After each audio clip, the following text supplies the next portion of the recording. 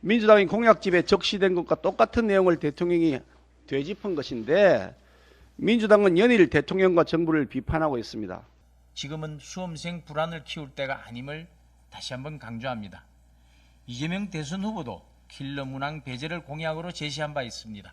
수능에서 잇따라 킬러 문항이 문제가 되고 사교육을 유발하는 문제가 있어 민주당 의원들을 중심으로 그 문제를 지적해 왔던 것이 사실이지만 킬러 문항 삭제만으로 수능의 공정성이 강화되고 입시 공정성이 확보되는 것은 아닙니다. 그러나 이번 대통령의 발언은 그동안과 마찬가지로 너무 단순했습니다.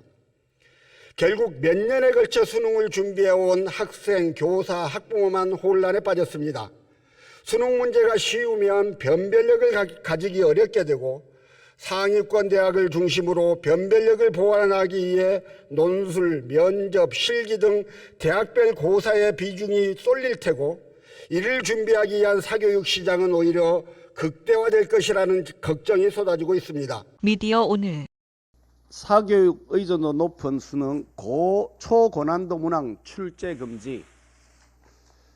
이 문구는 얼뜻 보면 윤석열 대통령의 발언 같아 보이지만 이 문구는 민주당이 지난 대통령 선거를 앞두고 발간한 정책공약집 23페이지, 154페이지에 수록된 내용 그대로입니다. 민주당은 지난해 대선에서 대학 입시를 공정하게 운영하고 미래지향적으로 개편하겠다고 하면서 초고난도 문항, 즉 킬러 문항의 출제 금지를 공약했습니다. 민주당이 공약집에 적시된 것과 똑같은 내용을 대통령이 되짚은 것인데 민주당은 연일 대통령과 정부를 비판하고 있습니다. 민주당의 원내대표는 킬러 문항을 없앤다고 사교육비가 없어지는 것이 아니다라고 비난합니다. 막말 대변인의 눈살 찌푸리게 하는 전통을 이어가고 있는 권칠승 민주당 대변인은 검토 없이 내지르는 국정 운영이라며 교육 참사라고 비판합니다. 그렇다면 지난 대선 당시 약속한 민주당의 공약은 참사 공약입니까? 민주당 소속 의원은 관련 법안도 발의한 바가 있는데 이것은 교육 개악법입니까? EBS에 출강하는 현직 교사 선생님이 정확히 지적하셨습니다. 킬러 문항을 없애서 골치 아픈 건 출제자와 입시 학원이지 수험생들이 아닙니다. 교육은 상위 1% 찾기가 되어서는 안 됩니다.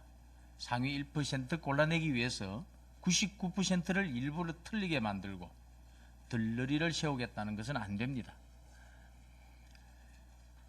지난 2021년 11월 수능 생명과학 2 20번 문항과 관련해 응시자 92명이 대법원에 소송을 낸 적이 있습니다.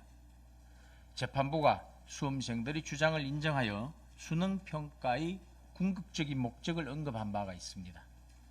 수능은 문제에 포함된 정보를 바탕으로 문제를 해결하는 추리, 분석, 탐구 능력을 측정하기 위한 것이다.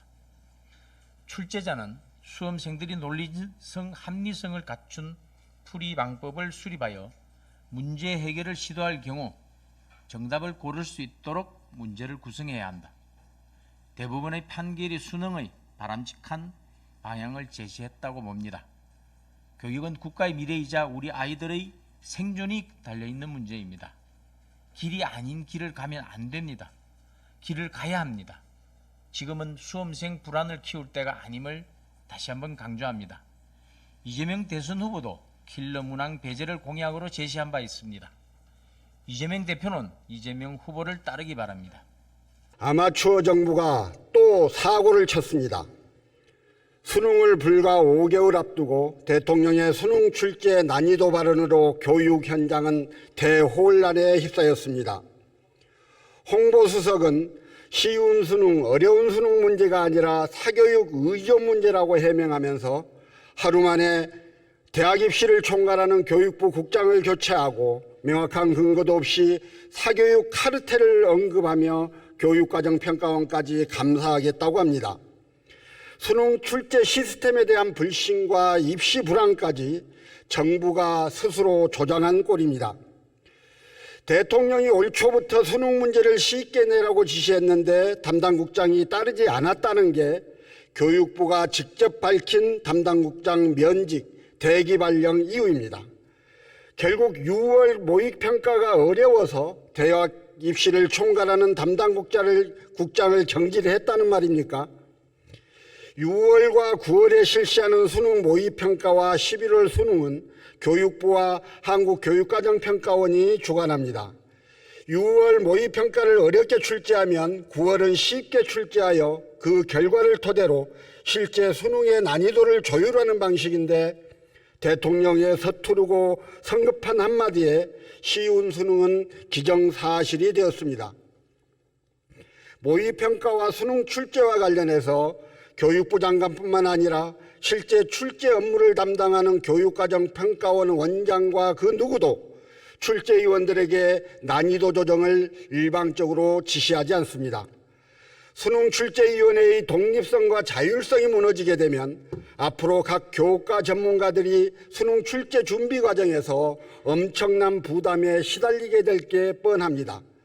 이제 출제위원들은 수능이 어려우면 쉬운 수능을 하라는 대통령의 지시를 이행하지 않는 것이고 수능이 쉬우면 변별력을 갖추라는 대통령의 지시를 이행하지 않은 책임을 져야 할지도 모릅니다. 쉬운 수능을 주문하면서 변별력을 갖추라는 것이 공정한 수능이라고 하지만 현실에서 그게 가능하긴 합니까? 이야말로 모순 아닙니까? 쉬운 수능, 물수능 논란이 사그러들지 않자 이번에는 교육과정 내 출제가 핵심이라고 또 말을 바꿉니다. 말 바꾸기에도 대통령의 한마디에서 시작된 학생과 학부모의 혼란이 줄어들지 않자 교육부 장관과 여당의 정책위 의장은 대통령이 검사 시절 대입사건 수사를 해봐서 대입제도 전문가라고 치켜세우며 킬러 문항 탓을 합니다. 수능에서 잇따라 킬러 문항이 문제가 되고 사교육을 유발하는 문제가 있어 민주당 의원들을 중심으로 그 문제를 지적해왔던 것이 사실이지만 킬러 문항 삭제만으로 수능의 공정성이 강화되고 입시 공정성이 확보되는 것은 아닙니다. 대입제도 전반을 들여다보고 학생의 능력과 노력 외의 요인으로 결정되는 전형을 개편하고 미래지향적인 교육과정에 맞는 학생 선발 방식을 설계하였어야 합니다. 그러나 이번 대통령의 발언은 그동안과 마찬가지로 너무 단순했습니다. 결국 몇 년에 걸쳐 수능을 준비해온 학생, 교사, 학부모만 혼란에 빠졌습니다. 수능 문제가 쉬우면 변별력을 가지기 어렵게 되고 상위권 대학을 중심으로 변별력을 보완하기 위해 논술, 면접, 실기 등 대학별 고사의 비중이 쏠릴 테고 이를 준비하기 위한 사교육 시장은 오히려 극대화될 것이라는 걱정이 쏟아지고 있습니다. 윤석열 대통령은 작년에도 만 5세 초등학생 입학 정책으로 국민을 혼란에 빠뜨린 바 있습니다. 이번에는 수능입니다. 우리나라 교육에서 대학 입시는 아주 민감한 주제입니다. 그래서 입시만큼은 늘 신중한 논의와 의견 수렴을 거친 판단 그리고 조치가 필요합니다. 지금 국민들은 묻고 있습니다. 올해 수능은 쉽게 나오나요? 교과서에서만 나오나요? 6월 모의고사에서 어떤 문항이 교육과정을 벗어난 문항이었나요? 아마 올해 수능에서는 절대 안 나오겠지요? 교육과정 내에서 출제하면서 변별력은 높이고 사교육비는 줄이는 문항이라는 게 도대체 어떤 것인가요? 윤석열 대통령의 단순한 말 한마디에 수험생과 학부모들의 고통이 국회 교육위원회에서 신속하게 이 문제를 다루겠습니다. 공정을 외치지만 공정이 없는 정부를 바로잡기 위해 노력하겠습니다. 경청해 주셔서 고맙습니다.